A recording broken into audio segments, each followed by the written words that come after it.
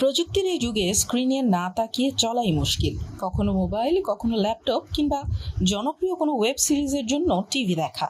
কিন্তু জানেন কি দর্শক, এই সব স্ক্রিনই কারো কারো জন্য অসুস্থতার কারণ হয়ে উঠতে পারে।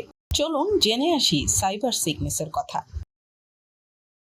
আমরা যখন বাসে বা নৌকায় চলাচল করি, অনেকেরই মাথা ঘোরে বা বমি বমি ভাব হয়। একে আমরা বলি মোশন সিকনেস। কিন্তু আপনি জানেন কি, স্থির হয়ে সোফায় বসে থেকেও যে আপনার একই অনুভূতি হতে পারে। আধুনিক যুগের এক নতুন উপদ্রবের নাম সাইবার সিকনেস। আপনি যখন আপনার হাই রিফ্রেশ রেট স্মার্টফোন বা ভিআর হেডসেটে খুব দ্রুত গতির কোনো ভিডিও দেখেন অথবা গেম খেলেন, তখন আপনার শরীর স্থির থাকলেও মস্তিষ্ক মনে করে আপনি প্রচণ্ড গতিতে ছুটছেন। আর এই গরমিল থেকেই শুরু হয় বিপত্তি। কিন্তু কেন এমন হয়? কারণটা ঠিক মোশন সিকনেসের মতোই। মূলত আমাদের কান শরীরের ভারসাম্য রক্ষা করে আর চোখ বাইরের জগৎটাকে দেখে। কিন্তু যখন আপনি স্ক্রিনে দ্রুত গতির কোনো দৃশ্য দেখেন, তখন আপনার চোখ মস্তিষ্ককে সিগন্যাল পাঠায় আপনি নড়ছেন। কিন্তু আবার আপনার কানের ভারসাম্য রক্ষার জন্য থাকা তরল মস্তিষ্ককে ইশারা দেয়, না, কোনো নড়াচড়া নেই, আমরা তো স্থির বসে আছি। ঠিক তখনই ঘটে বিপত্তি। মস্তিষ্ক যখন এই বিপরীতমুখী সংকেত পায়, তখন সে বিভ্রান্ত হয়ে পড়ে।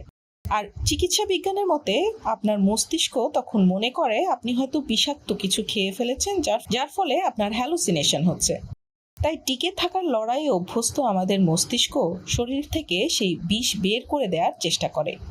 বমি করার জন্য শরীর প্রস্তুত হয়, অর্থাৎ আপনার বমি বমি ভাব হওয়াটা আসলে আপনার মস্তিষ্কের আপনাকে বাঁচানোর একটা চেষ্টা মাত্র।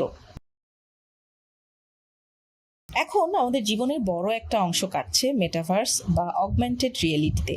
এমন সময়ে এরকম সাইবার সিকনেসের উপসর্গ সত্যি বড় অস্বস্তির কারণ হয়ে দাঁড়ায়। গবেষণায় দেখা গেছে নারীদের মধ্যে এই সাইবার সিকনেস হওয়ার প্রবণতা পুরুষদের তুলনায় বেশি। এমনকি যারা খুব ভালো গেমার, তারাও অ্যাকশন গেম খেলার সময় এই সমস্যায় ভোগেন। কিন্তু এর থেকে বাঁচার উপায় বা কি? চিকিৎসকরা বলেন, সাইবার সিকনেস থেকে বাঁচতে হলে মানতে হবে 20-20-20 রুল, অর্থাৎ প্রতি 20 মিনিট পর পর স্ক্রিন থেকে চোখ সরিয়ে 20 ফুট দূরত্বের কোনো স্থির বস্তুর দিকে 20 সেকেন্ড সময় যাবৎ তাকিয়ে থাকতে হবে।